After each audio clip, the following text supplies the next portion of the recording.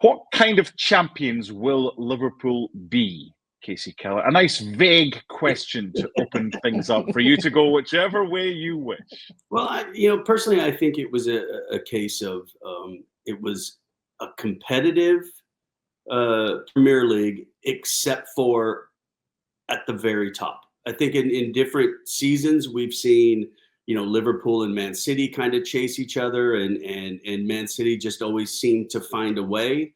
I know Arsenal had kind of been in conversations over the last couple of years, but I think that Liverpool have just been that more consistent, that better side throughout the season, with a large group, 6-7 teams just below them that are very competitive. And so I think because of that, I think those teams were always able to knock each other off and really help Liverpool, who was just that little bit more consistent than everybody else, that little bit better. And because of that, in the end, it's become, I think, fairly routine for Liverpool this season.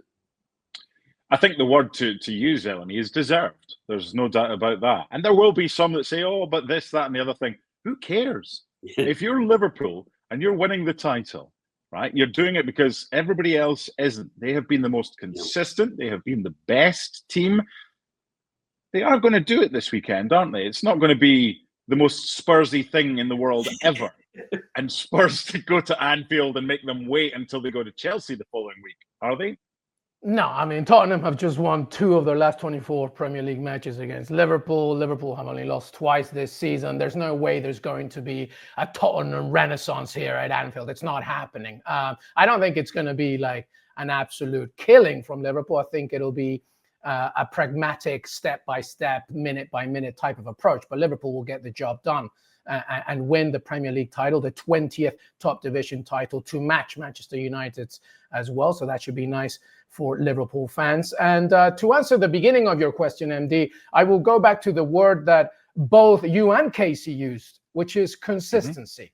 And I think that's why Liverpool deserve this Premier League title. I think that, as Kasey mentioned, it's been very competitive, and I've mentioned it on this show, how it's been, in my opinion, one of the, if not the most competitive when you look at the top half of the table. You can even go down to 11th in Brentford and have really good teams coached really well. Your Fulhams, your Brightons, your Bournemouths. And then, of course, you have your Villas, your Nottingham Forest, Newcastle United. It's been a really competitive top half of the table. But Liverpool, throughout the entire campaign, amazingly, in the debut managerial season of Arne Slot, have been consistent. They know exactly who they are. They didn't freak out in the January transfer window to the point that they didn't bring in anybody, right? They just focused on the job at hand. And of the noise of Mohamed Salah, Trent Alexander-Arnold, Virgil van Dijk, whether they were going to leave or stay, etc., Arne Slot have just had one focal objective, which is to win the title, and that's what they're going to do on Sunday. So well deserved, and it's been because of consistency. Kasey, is there any reason why Liverpool shouldn't be favourites for next season's title right now? Well, I think we need to see kind of what happens with the court case eventually with Man City, and if they can go into the transfer market and replace and strengthen like we hope, or I guess the City fans hope they can. I don't see necessarily. Well, I mean, I guess the other question mark would be, can Arsenal finally put together maybe a couple transfers that can get them that little bit more competitive? I don't see really a challenge from I don't think Newcastle are quite there to be able to challenge for the title. I don't think Villa can do it. I don't think Chelsea can do it. Clearly, the woes of Man U and Spurs need to be rectified to a degree, but I still think they're going to need multiple transfer windows to get themselves right. So I think they'll go in clear favorites, but I think a lot of it will happen on how and what capabilities City have to be able to go into the market and kind of retool and see if they can then become. I don't think they need a ton, but they need a couple pieces to get themselves back to the heights that they were. Just want to stay with you for a second. It's 20 years since you left Spurs after 4 years there. In which ways have the club progressed, and in which ways have they maybe stayed the same or regressed? Well, I think the progression has been almost off the pitch. It's been state-of-the-art training ground in what people are calling the best stadium in world football. So I think they've got the business side of it right. And I think what everybody then was hoping is that then that translates into being able to spend at the rate that their competition does. And I mean, look, we can talk about the romance of Leicester at 4,000 to 1 winning the Premier League, but in the end, what you spend is the number one outlier to success. And Spurs have consistently spent below the other big clubs in the Premier League. Can they get themselves to a level where they are, truly competing? Look, it's a big ask to say that you have the 8th biggest payroll and you're expected to win against teams that are paying significantly more than you. So I think what most Spurs fans are seeing now is that, yes, Levy's done a lot of very good things for the club, but is it a time now for somebody to come in and take the club to the next level? Because there's still a lot of similar things. Let's pay these couple guys. Let's keep Harry Kane happy. Let's keep, Ledley King happy. Let's keep, let's bring in Robbie Keane, get some goals, but then let's not go across the board and build the squad that can be truly competitive year in and year out. I think what basically happened in the Champions League final was, I think there was a lot of conversations like, hey, look, we got to get the stadium right. That's coming to an end. There's been a lot of finances tied up in that. And then, we'll get through this, and now we will, get competitive with the Liverpools, the Man Cities, the Arsenals, the Man U's in finance. And I think then there was a lot of players that went, oh, this isn't coming.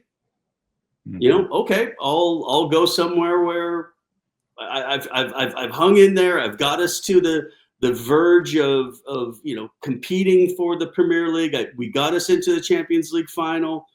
Now let's be rewarded for it. It didn't happen, and let's get Harry Kane happy, and let's get Son happy, but we'll forget about everybody else. The 8th most spent on wages, yet they're 16th in the table. So that's been an issue, and we'll see what happens. I think normally, Mark, it's yes. Then you can complain that you're the 8th and you finished 16th, but you can't complain that you finished 5th and not 1st or 2nd, or you didn't go in the Champions League when 7 other teams paid more than you. So yes, to me, that's the standard. The standard is if you want to pay 8th, then you got to be happy when you finish above 8th. If you finish below 8th, then 100% you should be a shambles. Agreed. Right, LME, Liverpool. Let's go quality over quantity in the summer. I'm giving you a maximum of 3 players within reason, right? You're not going to get Mbappe or someone like that, but realistic targets. What positions and what players are you going for Liverpool? Hold on, Mark. What's your transfer fee? What do you have? Do you have 100 million? Do you have 150 million? Kasey, or do you have 50 million? Kasey, I'm Scottish. Big difference. I'm Scottish. Free transfers, LME. I'm not giving you any money. Within. Let's keep it realistic here. You can spend money, of course, but I only want 2 or 3. I need to know the positions you want to strengthen and who you might be targeting with the money that isn't coming from me. Well, let's begin with the sexiest of them lot, right? I think to me it's more than obvious that Darwin Núñez is leaving this summer. Okay. There's going to be suitors for him. It all depends, obviously, on how it's going to be done. So let's begin with that, replacing that kind of personnel, and also in tangent with the fact that even though Mohamed Salah has agreed a new contract, fantastic, he's not getting any younger as well. So there needs to be some productivity going up front. Right. So I think they need a clear number 9 that can alleviate all the goals that Mohamed Salah scores from a non-striker position. I mean, there are plentiful. I mean, if you want to shoot for the stars, you're obviously aiming For somebody like Isak, that's not happening. Even Jokic maybe will be demanding a lot as well. I actually like Lautaro Martinez, if that was ever a possibility. I think he would fit in that Liverpool lineup like a glove. He is an absolute killer in front of goal. He's very mobile, and he knows how to play alongside other players. When you go back deeper down, I think the center midfield, as Janusz Michalek said it in the previous episode, I agree. I think maybe somebody in there that can also protect, because I think Liverpool are going to be looking at that midfield and say, all right, we can't just rely on the fact that Gravenberch had a really good season. Alexis McAllister does a lot of really good things going forward. Endo's a good squad player, but can we get somebody that can help as well, especially if Curtis Jones doesn't offer consistency a lot? Subimendi has been mentioned in the past. Maybe that's somebody. And then at the back, because Trent Alexander-Arnold's leaving, I think Liverpool will be fine. Conor Bradley's a fine right back. But will they look for somebody that can maybe alleviate? And also on the other side, because I think Andy Robertson is not the answer for Liverpool going forward, or for Arne Slot. So, there's a few players there. And I think Anthony Robinson, who in my opinion is one of the best left backs in Europe, not just in the Premier League, could do wonderful things for Liverpool Football Club. So there you go. That's a cool 250 million, I think. I love it, spending other people's money. It's when you have to spend your own. That's the problem. Anthony Robinson's a good shout, by the way, because Atletico Madrid are in the market for a left back, and they look like they're going to sign a centre back from Spurs and Christian Romero, and Anthony Robinson would be fantastic. Well, we saw them yesterday, Kasey, didn't we? We were commentating, and that's an area for them. But hey, who knows? Liverpool might be. But we also, Mark, we talked about that Atletico side in the players that we think will be leaving, and that there is a need to maybe freshen things up. And I think Conor Gallagher has shown, just as I think who was it, Trippier that was there? Yeah, Trippier was there. Yeah, and showing that the. We know in the past that the British didn't travel particularly well. Wait a minute. What year? How far back are you going? Like 400 years ago or something? On. And so it's showing now that I think the guys are significantly more willing to leave the Premier League. And I think it could be interesting if, like you said, if someone decided to go that way. I also would love to see if let's say, for example, Harry Kane wins the title this weekend at Bayern and says, maybe I wouldn't mind going back to the UK, and I think he would be an interesting fit for Liverpool.